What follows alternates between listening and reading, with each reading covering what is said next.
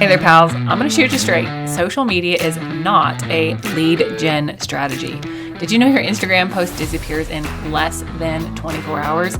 But the right SEO strategy, it keeps bringing leads for years.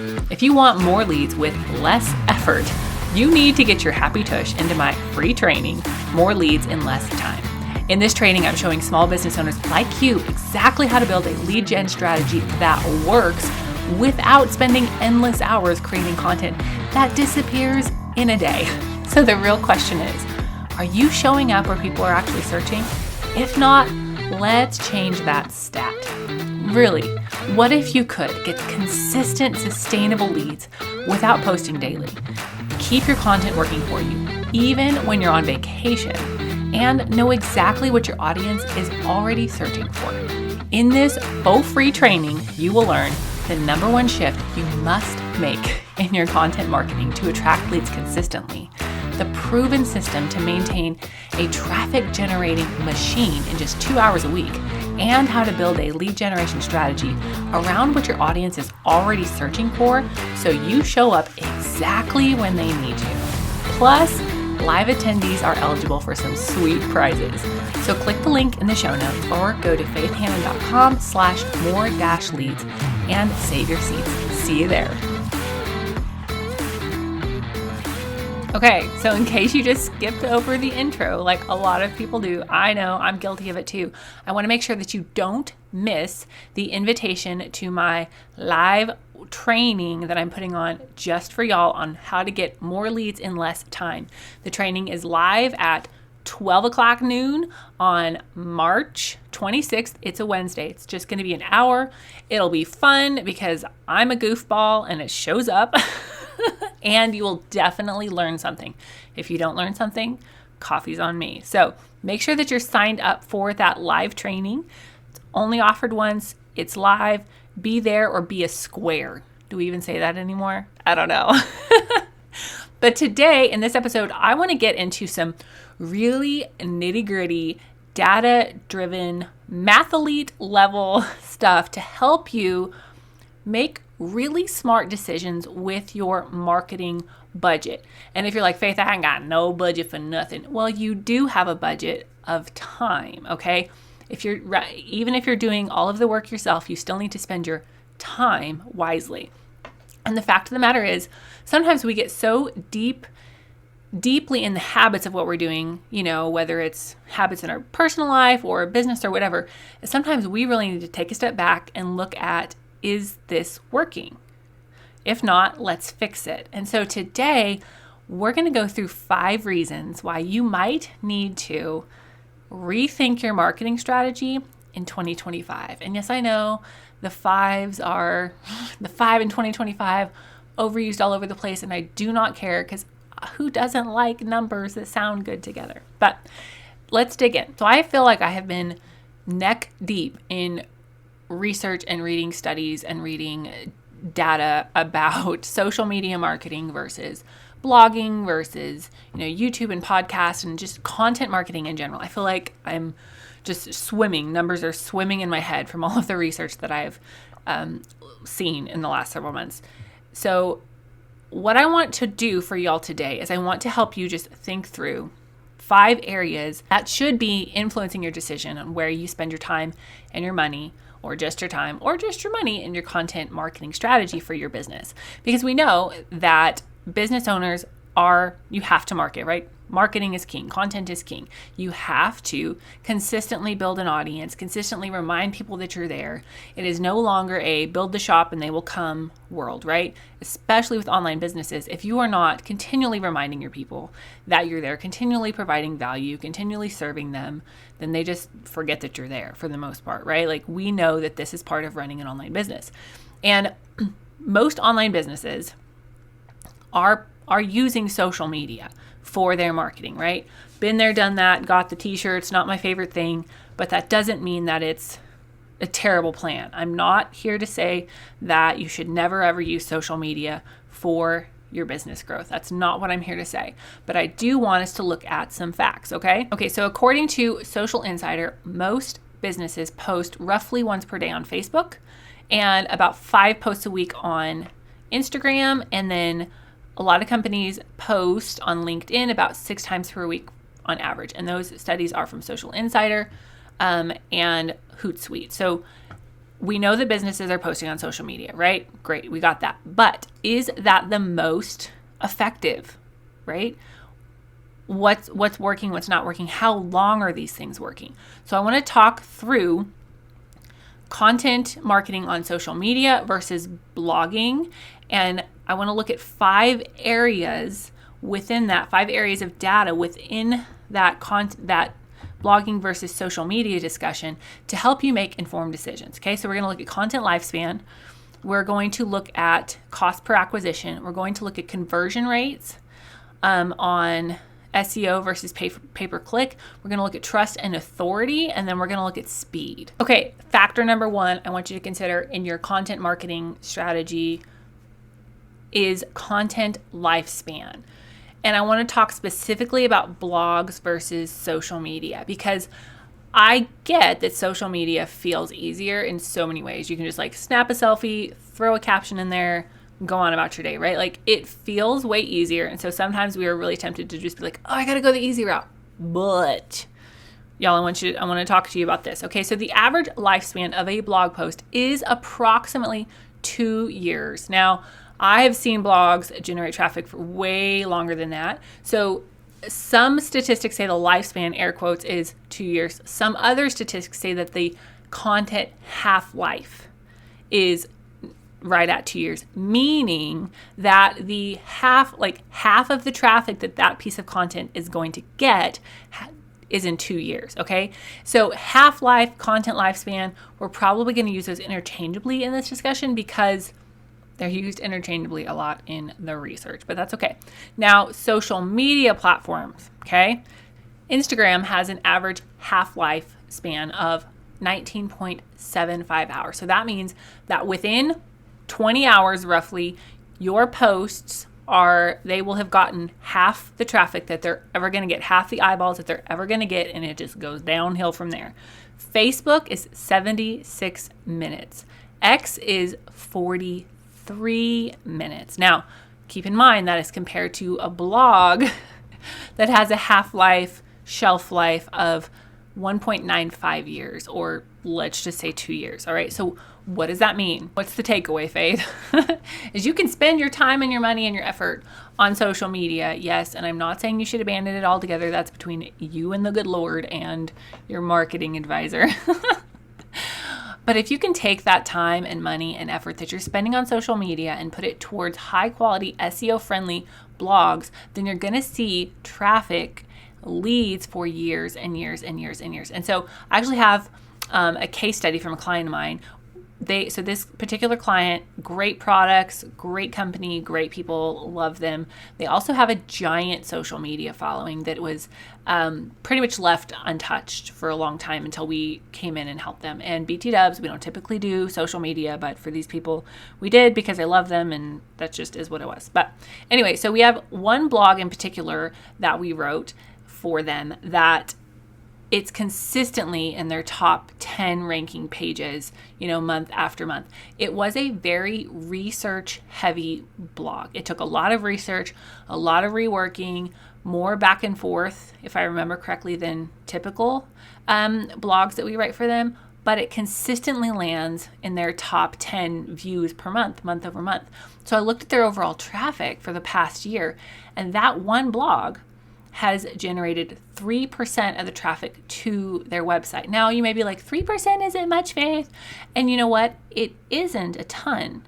But what if you thought about it like, oh my gosh, 3% of my overall traffic can come from one thing. I can write one really high quality piece of content and get 3% more traffic, and then 3% more traffic, and 3% more traffic.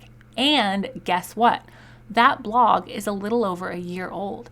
It's going to keep producing traffic, keep generating leads, because it's written on a topic that doesn't go out of style. It's not trendy, and it's written in such a way to be evergreen, to be, truly evergreen content that generates traffic and leads month after month after month. So what if you, as you're as a business owner, you took just a hard and fast look at the time that you're spending on social media and reallocated that to writing one really great blog a month and increasing your traffic even by 3% a month, right? Like over time, that really adds up. All right, now, area number 2 I want to look at is cost per acquisition with social media versus SEO, social media advertising, versus SEO, okay? Now, in the case of this one client that we've helped with their social media, again, they have a very large social media following. It is absolutely a pay-to-play game with their social media accounts. Like, we've created really great content and just posted it organically, and absolute crickets. And then I actually hired a Facebook strategist to help put together a plan for them, show me how to do it, do all the ads, blah, blah, blah, blah. And we get traffic with ads, but we only get traffic with ads. The second that you stop paying for ads, your traffic disappears, your leads disappear. Now, I'm not saying that paid advertising doesn't have a place. It does. It's like putting seed in the ground to grow grass versus putting sod in the ground, right? Like, sod is going to show up quick and it's going to be there. But those seeds that you sow with organic content and organic SEO, like, they keep producing year after year after year. And SEO might feel like a bigger investment of either time or money up front. But again, it keeps generating leads, keeps generating traffic month after month after month. So some quick stats for you. So Facebook ads, the average cost per click is 83 cents, and the average cost per lead, according to WordStream, is $23.10. Instagram cost per clicks range from 20 cents to $2, with an average cost per 1,000 impressions of $6.70. TikTok ads, average cost per click is $1 and cost per million is $10. Now, again, I'm sure there's varying statistics all over the internet, right? But LinkedIn ads, average cost per click is $5.26. Now, I'm going to talk a little bit about conversion rates with SEO versus pay per click now, because obviously social media is a little bit different audience. So let's think about your SEO strategy with organic content versus your pay per click strategy with, hey, I just want to get found on Google, but I want to be, make sure that I'm going to get found. Valid strategy. All right. I actually was running an analysis for a client a couple months ago and just playing around with some numbers. So what I did for this client is I was like, okay, here's a list of keywords that we need to rank for, that you need to rank for. And here's what it would cost for you to run ads to this. Here's what it would cost for you to have us write a blog for this. Here's, probably where we can rank for this. Here's how much money you could get, or how much traffic you could get with paid versus organic. And we just ran this analysis for her. And one keyword in particular that she needs to be ranking for, the search volume for that keyword is 1,900 searches a month, okay? So we're talking Google traffic, right? Cost per click for that word is a little under $10, $9.98, okay? So people are paying for this keyword. It's a valid keyword, right? Now, based on what I know about her brand and our writing strategy, our SEO strategy for her, blah, blah, blah, I was like, you know what? I can probably write a blog for her that's going to rank about 8 in this, right? Let's be realistic. Probably not going to outrank some of these big guns. Probably about 8. And I looked at the paid search potential rank, and I was like, well, we could probably rank number 1 in the paid search, right? Show up in the ads. So then I just ran the percentages based on how many people generally click on which ad position and how many people generally click on each search position. Now, obviously, your title, your meta description, these things influence, how many clicks you get versus the average, but let's just look at average numbers right now. So over the course of a month with this particular keyword, she could expect about 40 clicks with organic traffic, because in the 8th position, that generally lends to about 2% of the clicks. Now, paid traffic in the first month, ironically, is about the same, 39 clicks. Her estimated ad spend would be about $400 for all of those clicks, okay? and her potential, so to have that blog written would cost more in the first month, right? So the first month is like, man, it'd be cheaper to run ads. But, when you look at those costs over a year, her estimated ad spend to keep getting traffic for that ad would be over $4,700 versus the cost per blog. It's written once and it stays there and it keeps generating traffic for a year. So that, based on her current click-through rate and her, like the rate that people subscribe to her email list, all those things, her cost per lead with organic traffic versus paid traffic is exponentially different, okay? So these are the things that I want you to think about when you're like, ooh, do I want to buy ads? Do I want to do SEO? Do I want to do social media? What do I want to do? And there's nothing that's saying you can't do both paid advertisements, pay-per-click, and SEO. Just know that as soon as you stop paying to play, you lose those clicks, versus SEO content is going to keep generating leads organically for years to come. Okay, so now let's talk about the next factor, which is trust and authority. So this is a fun one to just think through, right? Like we can talk about statistics all day long, but I also want you to use your brilliant God-given brain, because I want you to think about the last time that you went to make a large purchase, whatever large is for you, right? Unless it is like a $20, $30, $40, $50 item, like I'm not going to just go off of a social media recommendation. If I'm spending what feels like, a lot of money in that moment, no matter, depending on how cheap I'm feeling, I am not going to just go off of a social media recommendation. I'm going to go look things up on Google. I'm going to compare options. I'm going to look at their overall website. I'm going to say, ooh, does this feel spammy? Does this feel, legit? Like what's happening here, right? And the statistics back that up. According to Power Digital Marketing, high organic rankings are perceived as more credible and trustworthy by users as they are earned through relevance and quality rather than payment. Also, according to Power Digital Marketing, SEO enhances a brand's credibility and authority among users, as organic search results are often viewed as more trustworthy compared to paid advertisements. Y'all, we have all been exposed to advertisements literally our whole lives. We understand, we get that somebody is paying money to be in front of our eyeballs. And so while advertisements definitely serve their place, I am not against advertising. I'm saying that to create a comprehensive, holistic marketing strategy, you should not rely solely on advertisement, okay? Now, fun fact, consumer behavior says that approximately 70% of users prefer clicking on organic search results over paid ads because they have a higher trust in organic listings. And that's according to MailChimp. So I just want you to think through your marketing strategy, right? Like, don't put all of your marketing eggs in the paid basket or the social media basket, because as soon as you stop paying to play, you gone, baby. And those social media posts are disappearing in hours. Okay, so now let's talk about speed, because this is one of the things that I hear so much, right? Like, I don't have time to blog. I don't have time to write long form content or create any long form content. I just have time to do social media. And I get that, because social media feels really easy because our phone is in our hand all the time, and we can, take a quick video, throw some text over, bada bing, bada boom, we're done, right? I get that. And your social media posts are going to show up in front of your user faster than your blog content.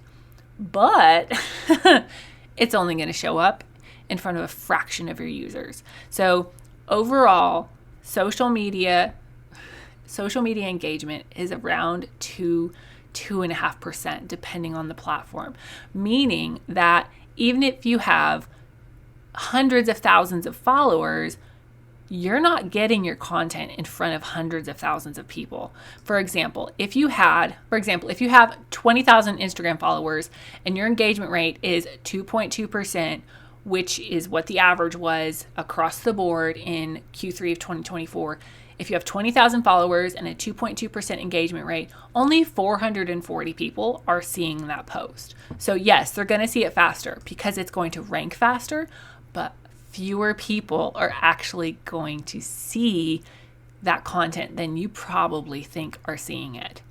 Now, when it comes to blog content, you're not going to post it and rank in Google in 3 seconds. It's just not generally how it does. Now, Google typically takes between 4 days to 4 weeks to index a new site or a new blog. And one of the things that I teach students is to submit that blog for indexing, like that individual link for indexing, like ASAP as it's done. Just make it part of your workflow.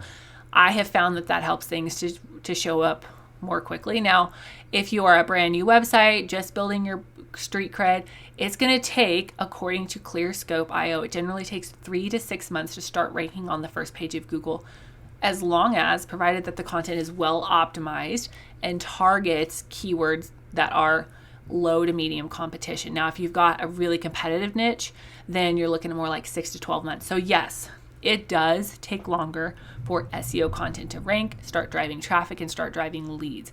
Absolutely. SEO is not the microwave of marketing, but it is long-term. It is long-term success, and there's a long-term strategy that can really, really help you succeed. So just to recap, because I know we covered a lot today, there are 5 reasons that you need to consider shifting your content marketing strategy to being SEO friendly first. Number 1, the content lifespan of blogs versus social media. The average blog, about 2 years. Social media, less than 24 hours. Cost per acquisition with SEO versus social media advertising. Once you create the SEO content, whatever that costs you to create or have created for you, it's there and it stays there and it keeps working for you. Versus social media advertising, it's a pay-to-play game, and you have to pay for every view and every click essentially that you're getting. And then we want to talk about SEO versus PPC, SEO versus paid per click, right? Your conversion rates on the money that you're spending to have that blog created versus your paid per click advertising, you have to pay every month to get that advertisement seen, versus your SEO content that you created once, it keeps working for you for months and years. Then trust and authority was another factor we considered. SEO enhances a brand's credibility, hands down. All right, people are going to the internet to do research, check out your brand before making big purchases. And the 5th factor that we wanted to consider is speed. Yes, social media content gets seen faster. Blog content does take longer to rank and get seen by your ideal person. But again, it keeps working long after your social media content is in the graveyard of old posts. So tomorrow, y'all, we're going to dig into the 2 ditches of blogging and how to avoid both of them. It'll be much less Math-A-Lete podcast. So if your brain just feels like it exploded with all of these numbers, I understand. I promise tomorrow will be less Math-A-Lete of a podcast, but it's really important that you know, hey, I really am investing my time and money wisely doing SEO. And tomorrow we're going to talk about how you can avoid the 2 main ditches that SEO content or blog content in general falls into. All right, we'll chat with you tomorrow. Bye.